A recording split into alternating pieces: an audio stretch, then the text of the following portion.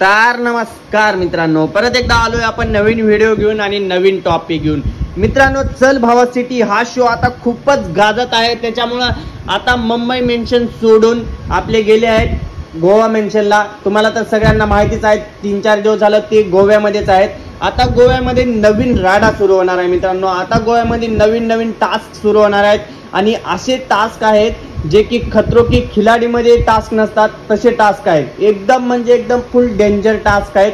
आता कोण करणार हा टास्क पूर्ण आणि कोण टास्क करणार नाही ह्याच्यात बघण्यासारखी मजा आज आहे मित्रांनो. एवढ्या दिवसात खरी मजा ना चल भावा सिटी मध्ये आज येणार आहे. कारण की आज एवढे डेंजर टास्क बघून ना दिमाग पूर्ण हालायला लागला होता. कारण की मला वाटतंय आज काजलचे नखरे बघायला भेटणार. कारण की आज काजल बोलणार मी हे नाही करणार, मी ते नाही करणार. 100% आज काजलचे नखरे बघायला सगळ्यांना भेटणार आहेत.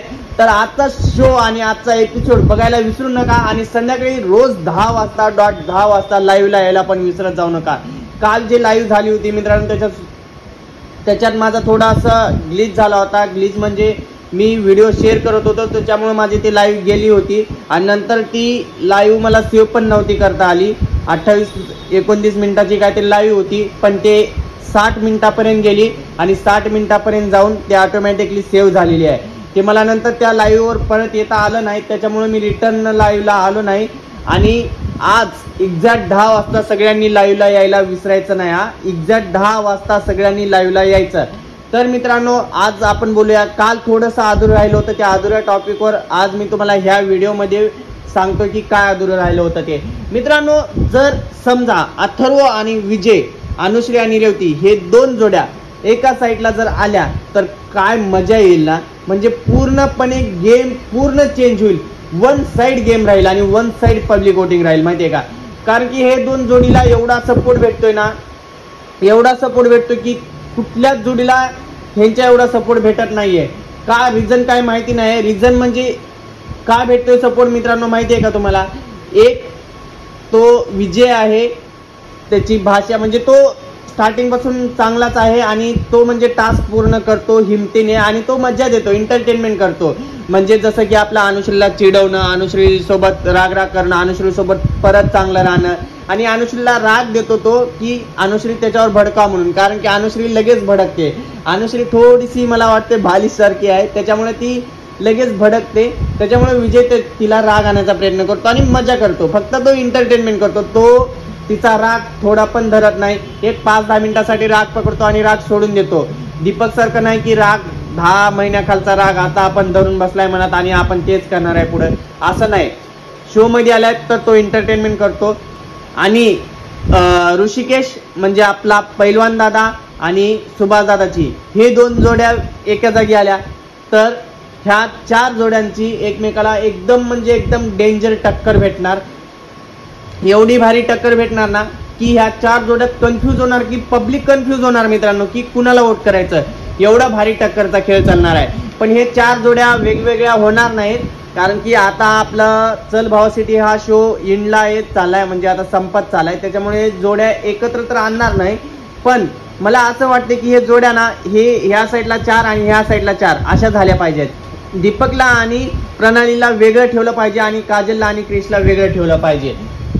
कारण की मित्रांनो हे मला आहे ना दीपक आणि प्रणाली आणि काजल आणि क्रिश हे चौघना टास्क पूर्ण करत नाहीत. क्रिशमध्ये हिंमत आहे, क्रिशमध्ये पूर्णपणे जिद्द आहे टास्क कंप्लीट करण्याची. पण क्रिशची पार्टनर काजल ही टास्क पूर्ण करू देत नाही. काय माहिती तिला काय असतंय, तिच्या मनात काय असतंय हे कुणालाच माहिती नाही. ती टास्क पूर्ण कधीच कंप्लीट करू देत नाही. ती मध्येच काही ना काही आणत राहते आणि मध्येच काही ना काही करत राहते. ती सरळ बोलते मला हे नाही करायचं, मला ते नाही करायचं. मला तर असं वाटायला लागलंय आता प्रणाली आहे ना, आता दीपक एवढे दिवस प्रणालीमुळे वाचलाय, बरोबर आहे. तर प्रणालीला ना खरंच सांगतो प्रणालीचा जोडीदार क्रिश बनला पाहिजे आणि काजलचे जोडीदार दीपक बनला पाहिजे.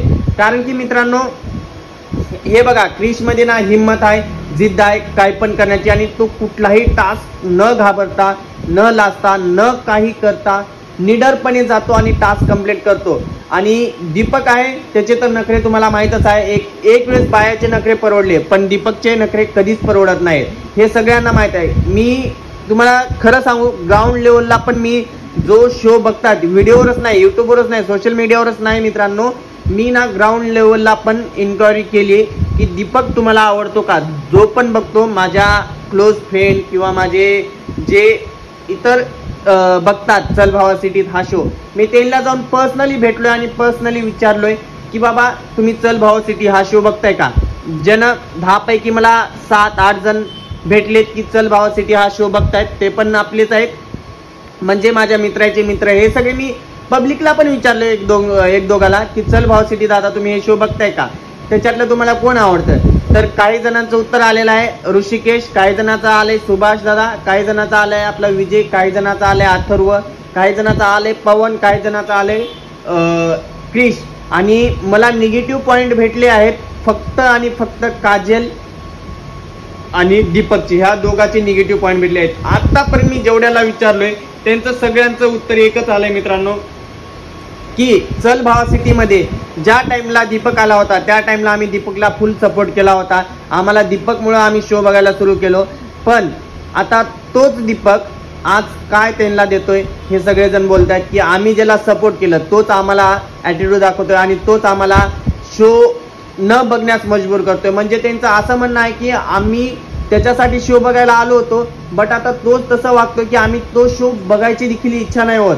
म्हणजे एखाद्या व्यक्तीला आपण जर स्टार बनवत असेल, जर तोच आपल्याला लात मारत असेल तर मग ते कधीच पब्लिकला परवडणार नाही, ते पब्लिकला कधीच सहन होणार नाही. माहितीये का, तुम्हाला माहितीच असेल रानू मंडल कोण होती, एक ट्रेनमध्ये फक्त सिंगिंग करायची आणि पैसे मागायची. त्याच्यानंतर काय झालं, हिमेश रेशमी सरांनी तिला एवढी मोठी स्टार बनवलं, तिला घर वगैरे हे काय ते दिलं, तिला एवढं मोठं सिंगर बनवलं. बट तिने काय रिप्लाय केला, मला त्यांनी सिंगर नाही बनवला, मी स्वतः सिंगर बनले आणि मी माझ्या मेहनतीने बनले. म्हणजे लोकांना लगेच समजतं ना की आपण जर बनवतोय त्याला तर आपल्याला पाडायला किती वेळ लागते, 2 मिनिट लागते मित्रांनो, 2 मिनिट. आपली म्हणजे जनता आहे ना, सगळंच काही जनतावर असते. जो पण सोशल मीडियावर स्टार आहे, करोडोचे घर घेऊन, करोडोची प्रॉपर्टी घेऊन फिरतायत ना, करोडो रुपये उडवत फिरतायत ना, ते सगळं आणि सगळं फक्त जनतेमुळे आहे. आणि जर तुम्ही त्याच जनतेला वाईट किंवा लात मारत असाल तर तीच जनता तुम्हाला भीक मागायला मजबूर करते. ही गोष्ट तुम्हाला कुठेतरी माझी चूक वाटत असेल, पण ही गोष्ट खरी आहे मित्रांनो.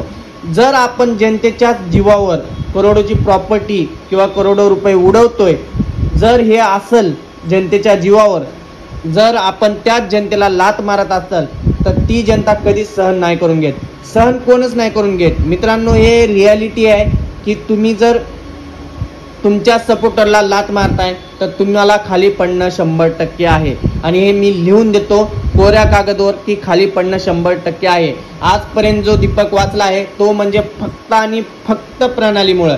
कमेंट सेक्शन पण दाखवतो मित्रांनो, तुम्ही माझे कमेंट जाऊन पण बघा.